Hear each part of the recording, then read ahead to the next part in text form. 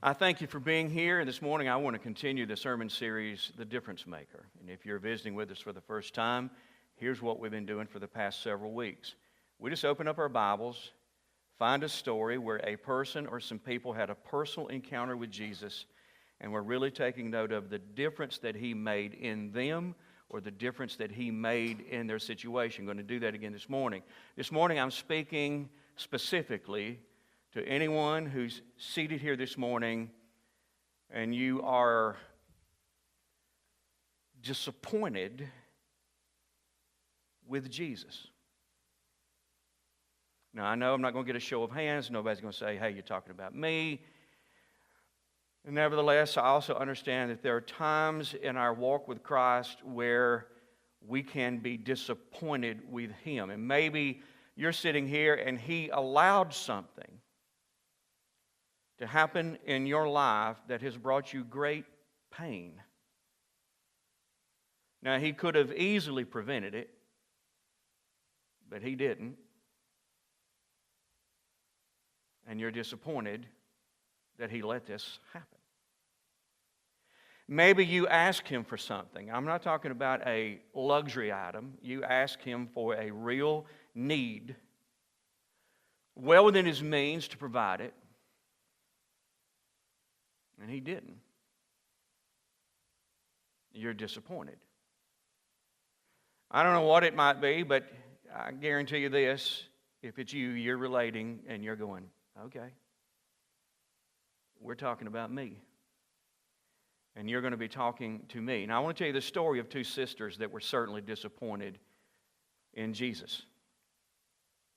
And we're going to be looking in John chapter 11. We're going to read some verses there in just a minute. Before we do, kind of let me set the stage and tell you what's happening. In the village of Bethany, there lived a trio of siblings. Martha, her sister Mary, and their brother Lazarus. Now, all three were really close friends with Jesus. He loved them. They loved Him. One day, Lazarus became sick, and his sickness grew worse and worse until finally somebody reached the conclusion, he's dying. Whatever he's got is terminal. There's nothing that can be done. He's dying. Barring a miracle,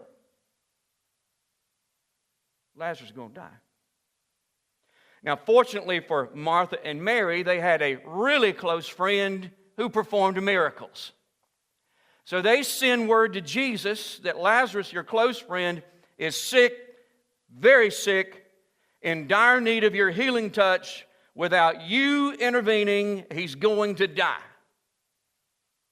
And how did Jesus respond? I want you to look at verse number 4, John 11, verse 4. But when Jesus heard about it, He said, Lazarus' sickness will not end in death. Please take note of that. He said, no, it happened for the glory of God, so that the Son of God will receive glory from this. Kind of a mystery here in verse number 5 and verse number 6. So although Jesus loved Martha, Mary, and Lazarus, although He loved them, He stayed where He was for the next 2 days. Jesus gets the message, turns to His men, and said, well, one thing I want you to know is Lazarus' sickness is not going to end in death. Right? Not going to end in death. Matter of fact, this is a great opportunity, a prime opportunity for me to put on display my divine nature or my God side. That's all this is. It's an opportunity for me to do that. And then what did He do? He did nothing. He didn't run to their side immediately, recognizing the seriousness of this situation, the urgency of the request. He didn't go. He didn't perform one of those long-distance miracles that we read about in other books of the Bible where He's talking to someone and they're saying, my daughter or my son, 30 or 40 miles from here is at the point of death. And He went, oh, no longer. I just healed. Didn't do a long-distance miracle. Didn't even send a messenger to say, hey, girls, got the message, but I'm detained. It's going to be a few days before I can get there. He didn't respond. And 2 days later, he looks at his men and he said, Lazarus is asleep. But I'm going to go to Bethany and I'm going to wake him up. Now his disciples objected. They said, oh, no, don't do that. Probably the best thing in the world for him right now is to get some rest. I wouldn't do that. And then Jesus drops a bomb on them. I want you to look at verse number 14. So he told them plainly, Lazarus is dead. Wait a minute. I thought he said Lazarus' sickness is not going to end in death. And now he turns around to these guys and goes, Lazarus is dead. Now, shocking as that is, look what he goes on to say. And for your sakes, I'm glad I wasn't there. I don't understand all this. Are you understanding all this? I'm glad that I wasn't there, for now you will really, I think that's an important word, but the next word is a key word. So now you will really believe. You got that word? You taking note of that? Believe. Come, let's go to see him. So Jesus' men go to Bethany. When they show up in Bethany, Lazarus has been in the tomb for 4 days. 4 days. Somebody gets word to Martha and Mary that Jesus is in town. He has shown up. Now, I'm a little bit shocked at the way Mary reacts because she loved Jesus deeply, but she hears that he's there and she goes, she didn't say this, but by her actions, this is what she was saying. I don't care. I don't care. She stayed right where she was. Martha, on the other hand, she went straight to Jesus. I mean, straight to him. I don't believe she wasted a step, and when she got there, she didn't mince words. She didn't say, hey, good to see you. So you got our message? No. There were no pleasantries. She walked straight up to Jesus, and she said, you could have prevented every bit of this. That's the first thing she said. You could have prevented every bit of this. If only you had come when we called, if only you had done what we asked. It was a reasonable request. It's well within your means to do it, but you didn't do it. And so guess what? All of this is on you. It's your fault.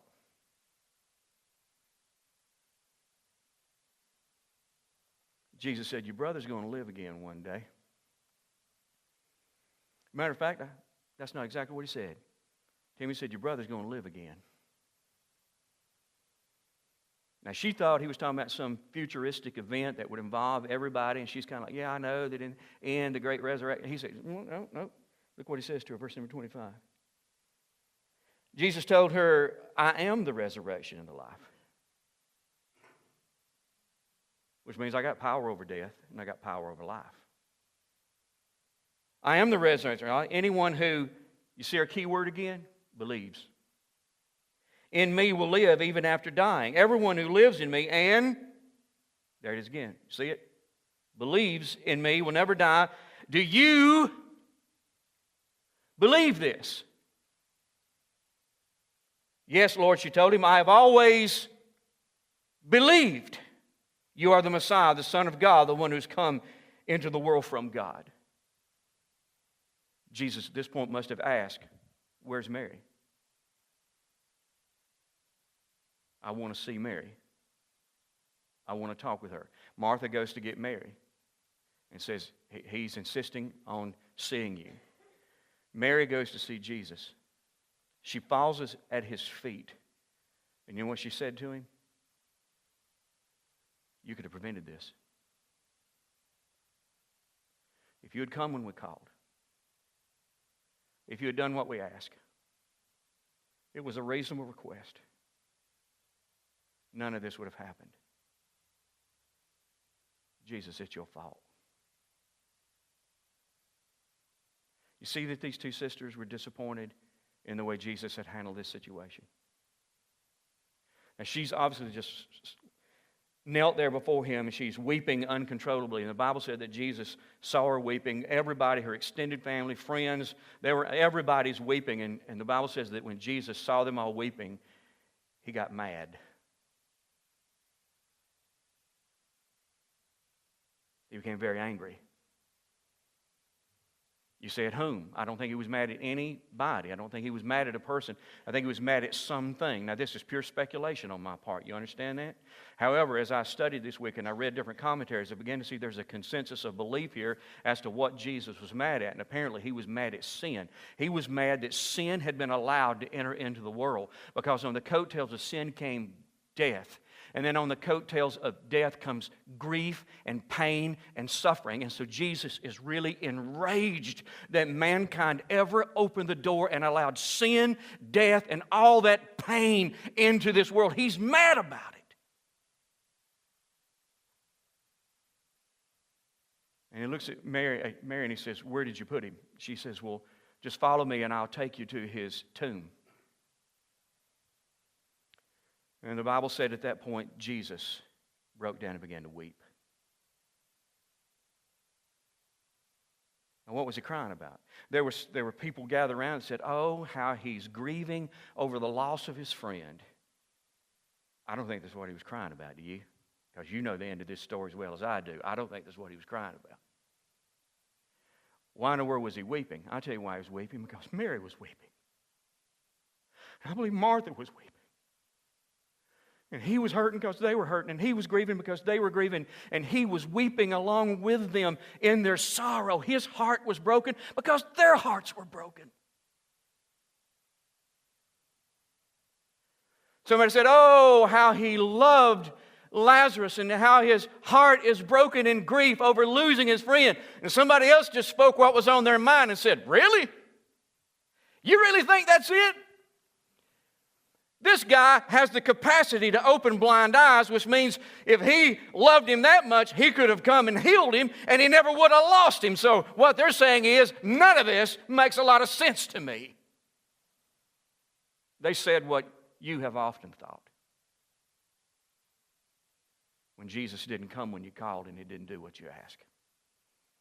When Jesus didn't make any sense to you. Those are the words that were in your mind. You may not have said them out loud like that person did. They get to the tomb, and Jesus makes a crazy request. He said, I want somebody to roll a stone away from the entrance to the tomb. Now, the tomb was a cave hollowed out in the side of a hill. And inside, it was almost like a barracks, a dormitory for corpses. And so there was a fairly new one in there. It's Lazarus's, and he says, roll that stone away. Now, Martha looks at Jesus and said, you might want to rethink that. He's been in there 4 days, and if you roll that stone away, the stench is going to be pretty much unbearable. So how does Jesus respond? Look at verse number 40. Jesus responded, didn't I tell you that you would see God's glory? In other words, my God side. If you, what is that word? Man, it's a key word. You're seeing it just repeated over and over. If you believe. So they rolled the stone aside. Then Jesus looked up to heaven and said, so he begins to pray. He said, Father, thank you for hearing me. I just love the way he put this. You always hear me. But I said it out loud for the sake of all these people standing here so that they will believe that you sent me. So Jesus says a little prayer. And then he shouts in the direction of the tomb. And he said, Lazarus, get up and come on out of there. Now, if you're a part of the crowd, at this point in time, what are you thinking? I'm thinking, man, Jesus has lost it. He's lost it. And in just a moment, they see a figure emerge from the darkness of that tomb and step into the light of the entrance.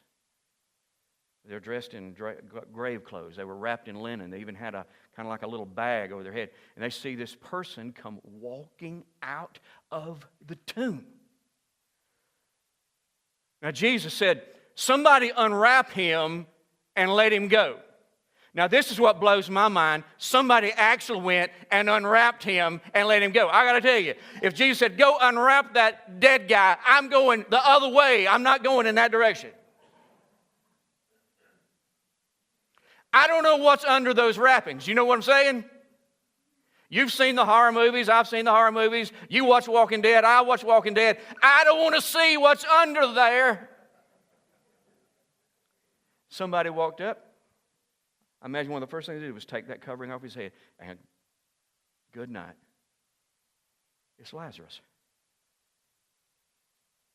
It's a healthy Lazarus. It's a living Lazarus. It's him. He is alive. Jesus just raised a man from the dead. I got to believe that at first, people are speechless. They're having trouble comprehending what has just taken place. And I believe all of a sudden the sisters can't contain their joy any longer.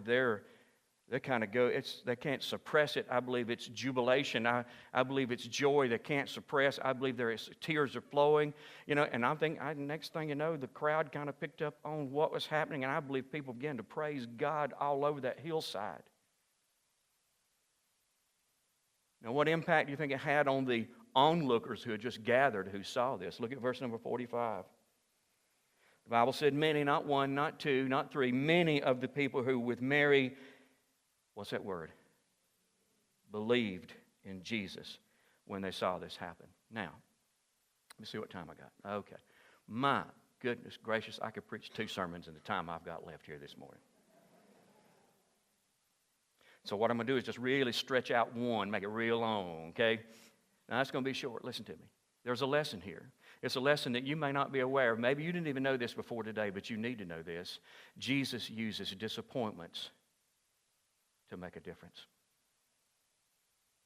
I'm telling you, Jesus uses disappointments to make a difference. I wish as a young Christian somebody had told me that. I had known that going into this process of following him, that Jesus is going to make a difference in your life, and one of the tools he's going to use is he's going to use disappointments. So be ready for it. Why do you think Martha and Mary let Jesus know that Lazarus was sick? Why did they send word to him? They knew that he cared about Lazarus, and they knew that he cared about them. They knew that he could heal Lazarus. They knew that in spite of the fact that the medical community had raised the white flag and said there's nothing that we can do, they knew, well, we got a friend that can do something. Jesus can heal him. They knew that he cared, and they knew that he could, so they naturally assumed that he would. Martha and Mary were fully expecting Jesus to come immediately, perform a miracle, heal Lazarus, and prevent his death. And what did Jesus do? He didn't come immediately. He waited. He didn't heal Lazarus, and therefore Lazarus died. Jesus showed up 4 days after Lazarus' funeral. Too little, too late, right? How do you think these 2 sisters felt about this? They were terribly disappointed, guys. Jesus didn't come when they called. He didn't do what they expected. And from their own words, it's clear that they felt Jesus has really let us down on this one. Do you think any of this took Jesus by surprise? No. He knew what they were expecting, and he knew that they were going to be disappointed in him. And guess what? Maybe you've never thought about this. He disappointed them anyway. Why would he do that? Jesus uses disappointments to make a difference. And he saw this as a prime opportunity to do so. Now, in whom did he make the difference? Well, he made a pretty big difference in Lazarus, right? I mean, one moment, Lazarus is walking around heaven. He's talking, he's fellowshipping, he's having a good time, he's socializing. The next moment, he's back on this earth. One minute, his body is in a state of decomposition. Has been for 4 days, which means, guys, without being too gross, this might help you on your diet plan today. Anyway, his body was probably being worked by maggots. Next moment, he's a picture of health. One moment, there are no vital signs. The next moment, he's walking around trying to get out of all this linen that he's wrapped in. See, I'd say Jesus made a pretty big difference in Lazarus. However, Jesus' intent wasn't to simply make a difference in Lazarus. His intent, listen, Lazarus wasn't even his primary target. Jesus wanted to make a difference in his disciples. Jesus wanted to make a difference in those two sisters, and Jesus wanted to make a difference in the crowd. What kind of difference? He wanted to make a difference in their faith. It's no coincidence that I started to do this, showing off my degree that I've got. 8 times we came across the word believe. That's no coincidence. 8 times believe. Jesus wanted to make a difference in their faith. The disciples certainly had faith. They believed in Jesus. But according to verse number 15, Jesus said, I want you to really believe in me. In other words, Jesus is going, I want your faith in me to grow. Now, these sisters believed in Jesus. They had faith, or they never would have called on him and expected him to perform this great miracle. But apparently, Jesus wants the 2 girls to have more faith. The people in the crowd had faith. They believed Jesus could open blind eyes. But apparently, they didn't have enough faith to trust Jesus to save them. So Jesus wants to give them more faith. And so what does he use to give everybody involved more faith? He used a catastrophic, major disappointment to do so. Everybody there had the faith to believe that Jesus could have healed Lazarus. If Jesus had come and healed Lazarus, done as everybody expected, how would their faith have grown? It wouldn't have. It would have just confirmed what they already knew about Jesus. He can heal people. So what did Jesus do? He disappointed them by not doing what they asked or doing what they expected. He let Lazarus die. What was he doing? He was setting the stage for something greater, something bigger, something that would expand their faith. He was setting the stage for the miracle of resurrection. They all knew he's the healer. They're about to learn something new. He's not only the healer, he is the resurrection and the life. He not only has power over sickness, he has power over death. He's about to reveal something to them that they didn't know previously. He used this disappointment as an opportunity to reveal his God side in greater ways than this group had ever seen. They saw his power, and in hindsight, they saw his wisdom displayed on levels that they had never seen before. And you know how it impacted them? It increased their faith. They trusted him more after the disappointment. Now, here's the bad news for you. Sooner or later, Jesus is going to disappoint you. Make a note of that. If he hasn't already, sooner or later, Jesus is going to disappoint you. You're going to ask him to do something knowing that he could and assuming that he would, and he's just not going to do what you expected. When this happens, you've got to remember something, that Jesus is attempting to make a difference in your faith. Jesus is targeting your faith, and the ultimate goal is to increase your faith. So when this episode comes and Jesus disappoints you, what should you do? You should simply trust him. Trust him. When he disappoints you, you keep trusting him. Don't be angry with him. You know, I think Martha was mad at Jesus. I think that's the reason she so quickly and directly went to him. I believe that's the reason that she never said, hey, how are you doing? How have things been? You've been feeling? No. She went straight to the point. I believe if we had been there, we could have felt the anger in the words that she said. I believe her face was red. I believe her teeth were clenched. I believe her chin was quivering. I believe she had her finger up in Jesus' face saying, you could have prevented this. If you had only come when we called, if you'd only done what we asked, it was well within reason for you to do that, but you didn't, and now all this is on you.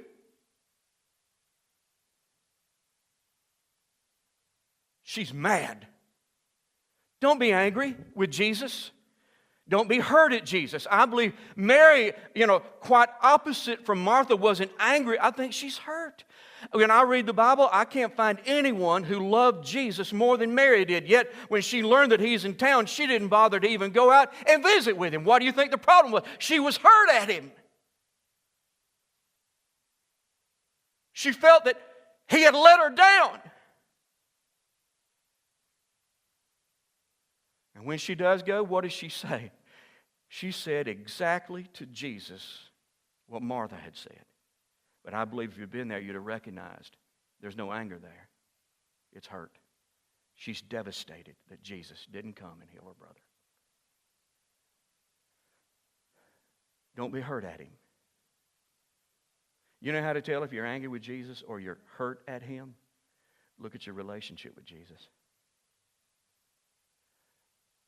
If we're angry with him or if we're hurt at him, that's where it's going to show up.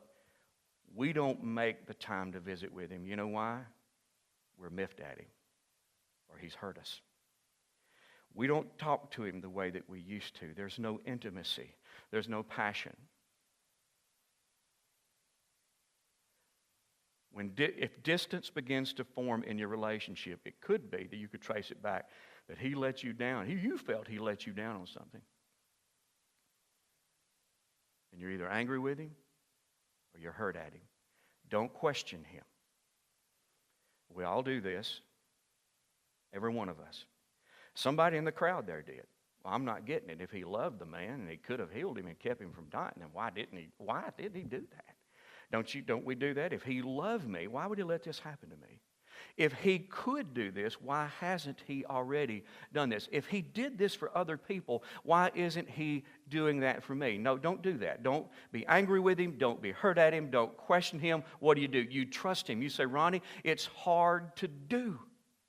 In a situation where you ask him to do something within reason and he doesn't, in a situation where he doesn't operate on your time schedule, it seems that he's dragging his feet. It is hard to trust him. How do you do that? I'm going to give you 2 tips. You ready? Number 1, don't focus on what you don't know. Focus on what you know. If you're sitting there going, I don't know why he let this happen. I don't know why he isn't answering my prayers. I don't know why he hasn't provided for this obvious need. Don't focus on that. What do you focus on? Focus on what you do know. You do know he loves you. Now that you know. That he loves you immeasurably, eternally. Focus on that. You do know that he knows more than you. I'll tell you what he sees. He sees the big picture. And you don't. He sees the big picture, and there's a real good chance you never will. Not in this life. He knows more than you, and you got to focus on that. Okay, he knows more about what he's doing than I know, and you got to focus on the fact that he is good. And because he's good, he's always up to something good. Even when you can't see it, you know that because he's good, he's up to something good. So instead of focusing on, I don't know this, I don't know that, what do you know? You know he loves you. You know he knows more than you do. You know that he's good. And you know that he's up to something good, not only for you, but for everyone involved. You focus on what you do know, and I promise you'll find it easier to trust him. But the second thing, you've got to stop believing that this is how your story ends. You know one of the reasons Martha and Mary were so disappointed? They thought that Lazarus' death marked the end of the story. Now, boy, were they wrong. Jesus hadn't finished their story. When Jesus raised their brother from the dead, do you think they were still disappointed? No, they were elated. I promise you that these 2 girls loved the way their story ended. Now, if you haven't heard anything else I've said this morning, I want you to get this next statement. You ready? I believe this is a word straight from God, through me to you. I want you to get this. Jesus has not finished writing your story. You got it? Jesus has not finished writing your story.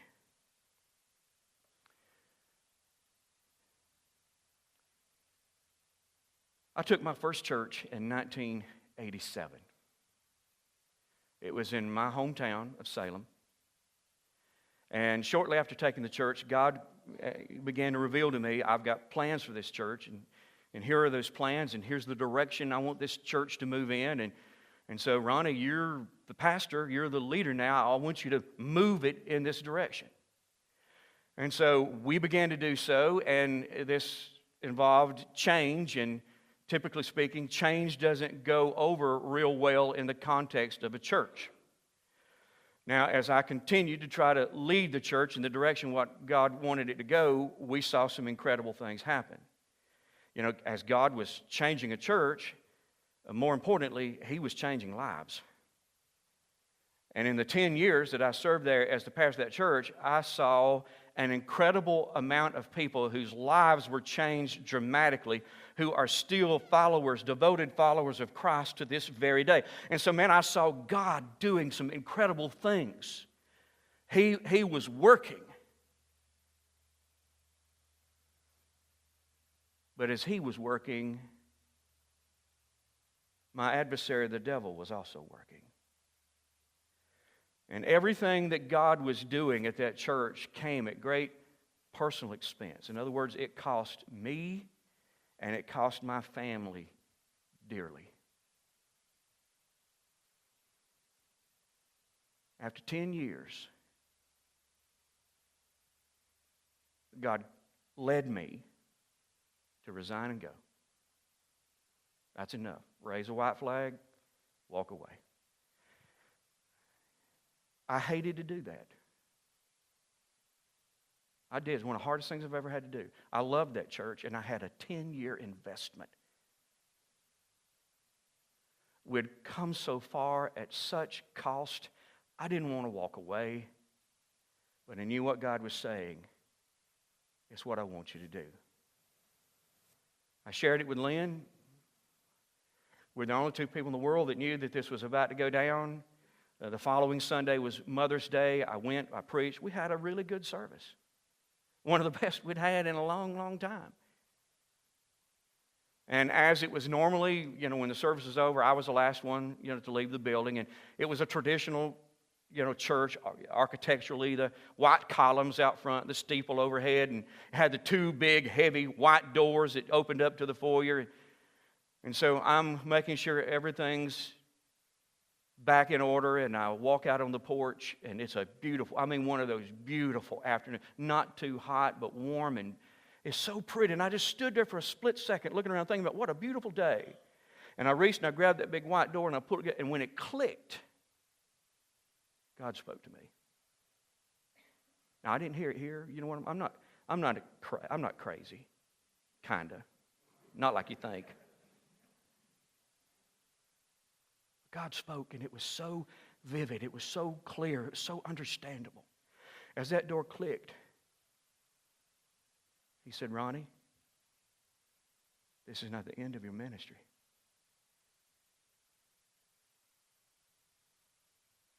This was just a chapter. Just a chapter. And it was a bad one. It was tough. And then He asked me to do two things. He said, one, don't evaluate me on this chapter alone. Don't evaluate my faithfulness to you on this chapter alone. And the second thing He said was this. You let me keep writing your story. I was so disillusioned, Jimmy. I was so tired. I just wanted to go to bed, pull the covers up over my head, and sleep for a year. God knew that. You know what He was saying? Man, you don't want to stop here. Let me keep writing your story. And I did. And this is what He said. You're going to love the next chapter, Ronnie. You're going to love the next chapter. Guess where the next chapter was? Golden Corner Church. And here I am 20 years later. The happiest and most fulfilled I've ever been in my ministry. I am so glad that I didn't stop that chapter, but I let Him keep writing. I know that some of you are in a bad chapter of your life right now. I know you are. However, what you need to understand is there's a whole lot more to come here. Jesus is writing the rest of your story, and you're going to love how your story ends. Don't evaluate him and how faithful he's been to you based on this chapter alone. You trust him and let him keep writing. He's setting the stage for an incredible ending that's going to absolutely blow you away. You see, what you've interpreted as a big, loud, resounding no from Jesus is really a not yet. As one preacher put it, if it ain't good, God ain't done. Jesus is still writing your story. When he finishes, you're going to trust him a whole lot more than you do right now. And in hindsight, you're going to see that you could have trusted him all along. So here's what I'm encouraging you to do. Just go ahead and trust him now. Let me pray for you. Every head bowed, all eyes closed. It could be that you need a moment with Jesus right now. And it could be that you came in here today feeling in some way that he has disappointed you. Boy, when I talked about being angry with him, you related. When I talked about being hurt at him, oh yeah. When I mentioned the distance in the relationship, I got it, Ron. Sense it, feel it. When I talked about questioning him, calling him into question, you maybe could even remember conversations you had with people last week where you did that very thing. Maybe you need to just whisper this little prayer to God right now and just say, I'm sorry for ever doubting you. I know you love me. And for that reason, you've always got my best interest at mind. I know that you know more than I do, and who am I to evaluate what you're doing based on just what I know? I know that you're good, which means you're up to something good. I can't see it. Lord, I really don't even need to see it. Because here's what I'm going to do from this point on. I'm going to trust you. And with great anticipation, I'm going to look forward, not back, not around. I'm going to look forward.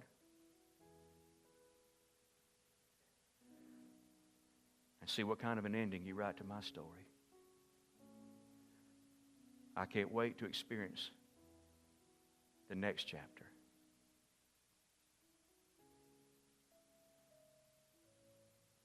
You are a good God.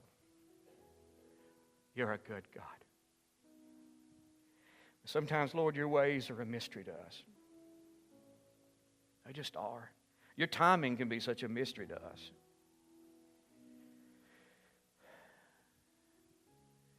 Lord, it has been and it will be again. So here's what we want to do. Help us just learn to trust you. Because in the end, you're going to prove yourself to be trustworthy. So you help us just to trust you now. In the name of your lovely Son, our Savior, Jesus, we ask this together. Amen. Thank you so much.